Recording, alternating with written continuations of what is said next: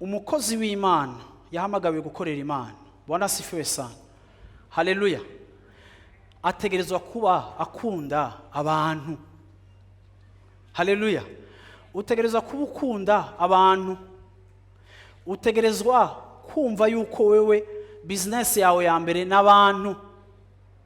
Ndashobora kugwa muri piège nkakunda life center, nkakunda kwikura, nkakunda ko extendinga ikagera kure, ariko kandi ntafise susi yawe Imana yampaye, nkababona nk'ingazi yo guhonyora kugira ngo nshike ku bindi bikomeye.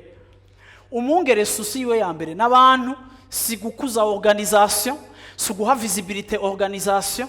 Umwungere responsabilité yiwe n'aba bantu baragwaye, bakeneye gusengerwa, bakeneye impanuro, bakeneye encouragement, bakeneye umutahe, bakeneye ijambo, bakeneye gukarigwa, bakeneye iki. Umviriza, akazi k'umwungere n'abantu.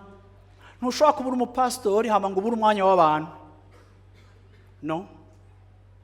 Kuko mwibuke ko umwungere centre yiwe ya intérêt n'ubusho, n'intama, si ibintu, si organisation, si stratégie, si construction, si iki n'abantu.